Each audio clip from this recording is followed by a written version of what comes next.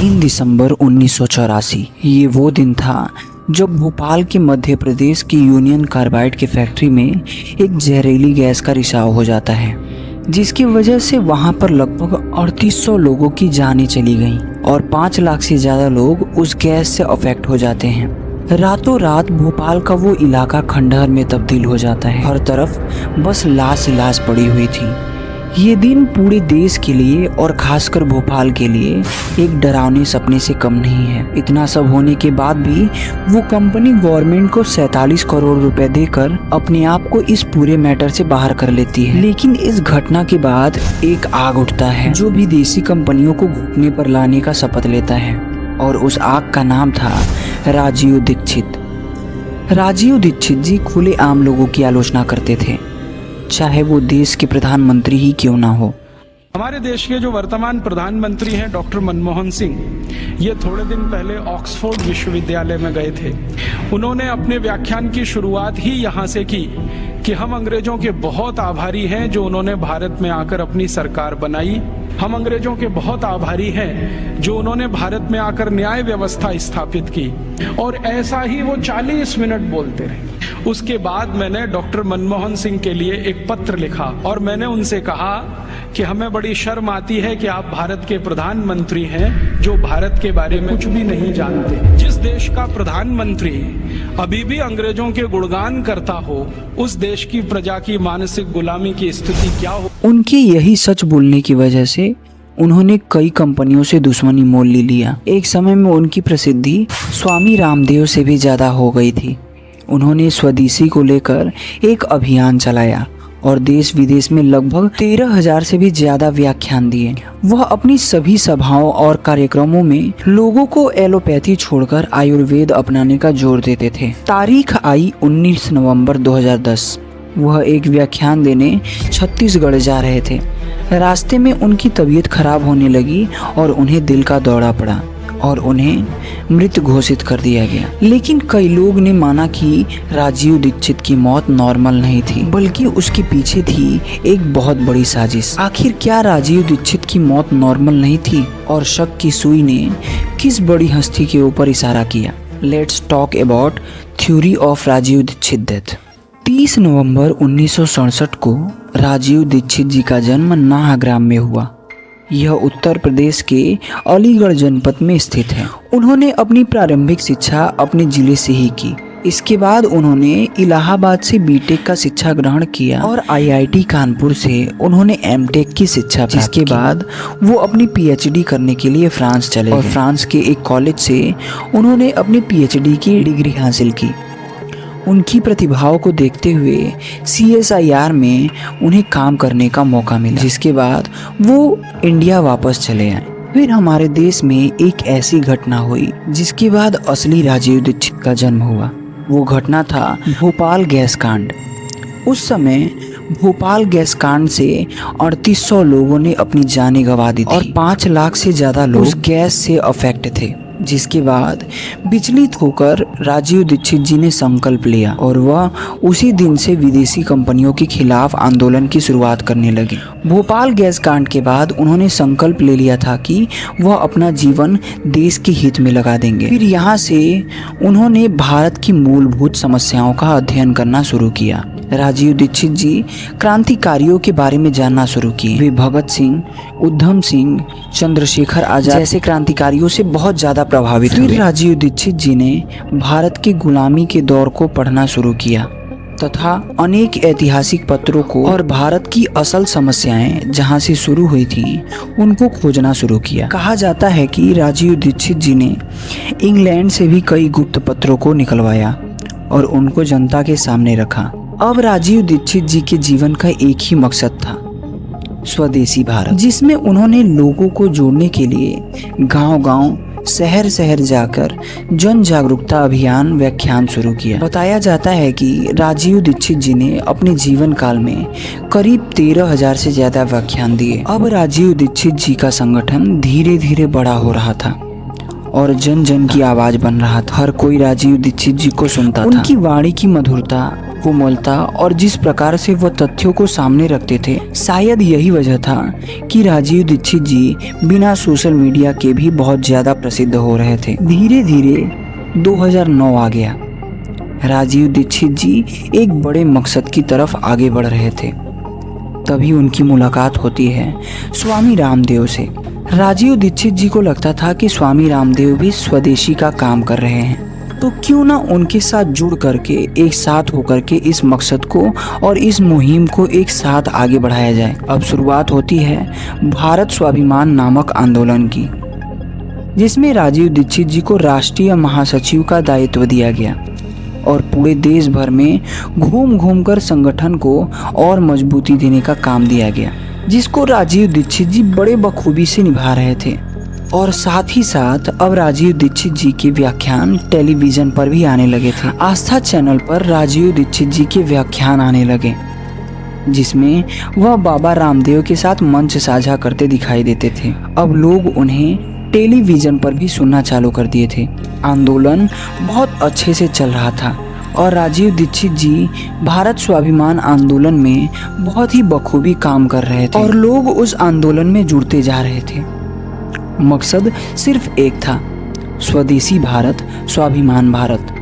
साल 2010 आ चुका था। पूरा साल लगभग बीतने वाला था। नवंबर का महीना चल रहा था। भारत स्वाभिमान के इस आंदोलन के तहत राजीव दीक्षित लोगों को जोड़ने तथा अपने व्याख्यान के सिलसिले में छत्तीसगढ़ के भिलाई क्षेत्र में थे। अपना व्याख्यान पूर्ण करने के बाद वह वापस आ रहे थे। तभी रास्ते में उनका स्वास्थ्य खराब होने के लक्षण दिखाई पड़े। उनके पूरे शरीर से पसीने आने चालू हो चुके थे। राजीव दीक्षित जी के साथ एक यशदेव शास्त्री नाम के व्यक्ति थे, जो कि पतंजलि योगपीठ के ही एक मेंबर थे। वो राजीव दीक्षित जी को हॉस्पिटल में जाने के लिए बोलते हैं, लेकिन राजीव दीक्षित जी हॉस्पिटल जाने से साफ इनकार कर देते हैं। धीरे धीरे राजीव दीक्षित जी की तबीयत ज़्यादा खराब होने लगती है। फिर अंततः राजीव दीक्षित जी को भिलाई के अपोलो अस्पताल में ले जाया जाता है। वहाँ पर उनका प्राथमिक उपचार शुरू हुआ। कहा जाता है कि इस दौरान उनकी बात बाबा रामदेव से फोन पर हुई और उन्होंने राजीव दीक्षित से अस्पताल जाने के लिए निवेदन किया और डॉक्टर से भी बात की। राजीव दीक्षित जी के उपचार किए गए, लेकिन रिकॉर्ड के अनुसार रात को ही राजीव दीक्षित की मौत हो जाती है, जिसके बाद उनका पोस्टमार्टम नहीं करवाया गया और ना ही उनके पार्थिव शरीर को उनके गृह जनपद अलीगढ़ ले जाया गया। राजीव दीक्षित जी के पार्थिव शरीर को हरिद्वार स्थित पतंजलि योगपीठ में लाया गया, जहां पर उनकी बॉडी को देखकर हर एक व्यक्ति स्वामी रामदेव से बस एक ही प्रश्न कर रहे थे कि आखिरकार राजीव दीक्षित जी की बॉडी नीली क्यों पड़ गई है। लेकिन वो सभी को इग्नोर कर रहे थे। सभी लोग बार बार रामदेव से रिक्वेस्ट कर रहे थे कि राजीव दीक्षित जी का पोस्टमार्टम कर दिया जाए, लेकिन रामदेव पोस्टमार्टम नहीं करवाना चाहते थे। आप इस क्लिप को ध्यान से देखिए, जिससे आपको बहुत सी चीजें क्लियर हो जाएंगी। तो मैंने स्वामी जी से जो बात की वो मैं आपसे शेयर करना चाहता हूँ। ये सत्य है, मुझे इस बात को बोलने के लिए कोई डर नहीं लगता और मैं किसी चीज से डरता नहीं हूँ, समझ गए क्या? और मैं किसी बड़ी ताकत से भी नहीं डरता, छोटी से भी नहीं डरता, उससे बड़ी ताकत से भी नहीं डरता।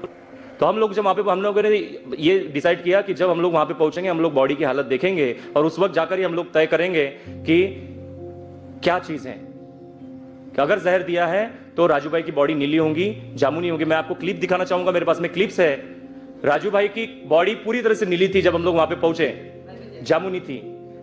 तो मैंने सब लोगों से ये कहा कि मुझे लगता है कि ये हत्या है और इसको ये कुछ साजिश हुई है, बहुत बड़ा षड्यंत्र है। उस वक्त रात के 11 बज रहे थे रात के। तो हम लोग अभी तो स्वामी जी से नहीं मिल सकते कि इनकी पोस्टमार्टम होनी चाहिए, तो हम लोगों ने उनके एग्जीक्यूटिव बॉडीज के नंबर्स लिए और उन सबको अपने अपने नाम से मैसेज किया कि पूजनीय स्वामी जी, हम सब लोग जो आपको मैसेज कर रहे हैं, हम चाहते हैं हम कि हमारे शंका समाधान के लिए और देश के शंका समाधान के लिए हम आपके सब इसका पोस्टमार्टम हो जाए और सारा खुलासा हो जाए, ये हम लोग चाहते हैं और ये देश के हित में है।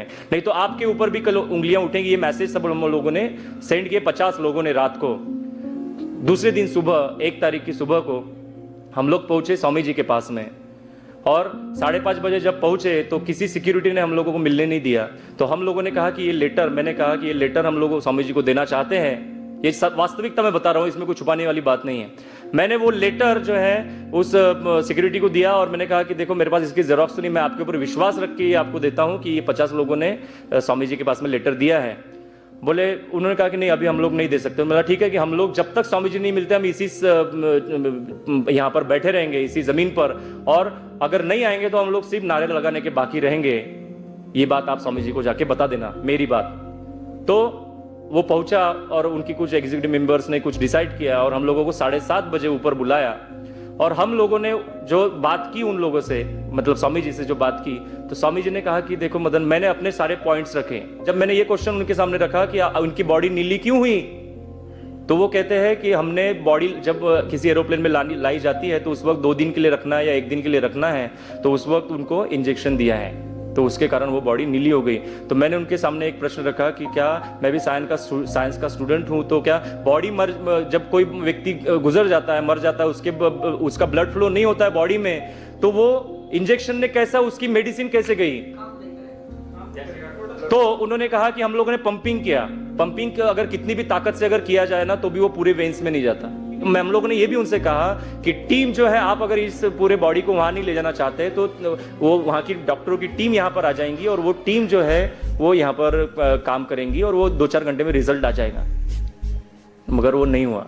तो मैंने जब उनसे एक बात कही तो मुझे सीधा से ये मिला कि पोस्टमार्टम नहीं हो सकता है और नहीं करना चाहिए, और इस बात को मैंने उनका विरोध किया। हम सारे 10 लोगों ने विरोध किया और हम लोगों ने आखिरी तक उनसे कहा कि स्वामी जी, मैंने आखिरी में जाते वक्त भी उनसे कहा कि मैं स्वामी जी मैं आपसे इससे ये नहीं हूँ, सहमत नहीं हूँ। एक फेज से दूसरे फेज तक जब तक जाने के लिए 20 मिनट लगते हैं पैदल, हमको क्रॉस करके कार में बैठकर स्वामी जी चले गए और वहाँ तो उनको पता था कि हम लोग जो है 20 मिनट में फेज 1 तक नहीं पहुँच सकते। और उस वक्त जो है जल्दी जल्दी नहलाकर राजू भाई की बॉडी ले जाई गई और वो जला दी गई। ये देखकर आपके मन में बहुत से सवाल आ रहे होंगे कि आखिर स्वामी रामदेव ने राजीव दीक्षित जी का पोस्टमार्टम क्यों नहीं होने दिया, आखिर इसका क्या कारण रहा होगा। तो इसका जवाब आपको 2017 में मिलेगा। 2017 में एक बुक पब्लिश होती है जिसका नाम होता है godman to tycoon, the untold story of Baba Ramdev. और इन 10 सालों में बाबा रामदेव के ऐसे ऐसे काले चिट्ठे सामने आते हैं जिन्हें रामदेव छिपाते आ रहे थे। आपको क्या लगता है बुक पब्लिश होने के बाद क्या हुआ होगा? इस बुक के पब्लिश होने के 1 महीने के अंदर ही स्वामी रामदेव कोर्ट से अपील करके इस बुक को बैन करवा देते हैं। और इस बुक को देखने के बाद मुझे भी कुछ बातें पता चली। ऑथर इस बुक में एक व्यक्ति का नाम लेती हैं जिसका नाम था यशदेव शास्त्री, जो कि पतंजलि योगपीठ का ही एक मेंबर था और स्वामी रामदेव से अक्सर ये बातें कहता था कि आप राजीव दीक्षित जी को टीवी पर ज़्यादा मत दिखाया करो, वरना लोग आपको छोड़कर राजीव दीक्षित को देखने लगेंगे। क्योंकि उस टाइम पर राजीव दीक्षित जी की पॉपुलैरिटी बहुत ज़्यादा थी, जो कि स्वामी रामदेव के लाइमलाइट को छीन रही थी। यही वजह था कि पतंजलि योगपीठ के लोग राजीव दीक्षित से चिढ़ना चालू हो गए थे। बुक में इस बात को 2009 का बताया गया था और 1 साल के बाद उनकी डेथ हो जाती है या फिर मर्डर हो जाता है। राजीव दीक्षित जी की मौत जहर से हुई या फिर हार्ट अटैक से, ये तो भगवान को ही पता होगा। लेकिन एक बात तो क्लियर है कि राजीव दीक्षित जी की मौत नॉर्मल तो नहीं थी। ये मैं क्यों कह रहा हूँ? क्योंकि आप ही सोचो, जिस बंदे की मल्टीपल कंपनी से दुश्मनी हो और सडनली उसका मौत हो जाना नॉर्मल तो नहीं लगता है। आपको क्या लगता है? आई होप आपको ये वीडियो अच्छी लगी हो। वीडियो अच्छी लगी हो तो वीडियो को लाइक करें, चैनल को सब्सक्राइब करें। मिलते हैं किसी और कहानी के साथ किसी और दिन। तब तक के लिए टेक केयर ऑफ़ योरसेल्फ।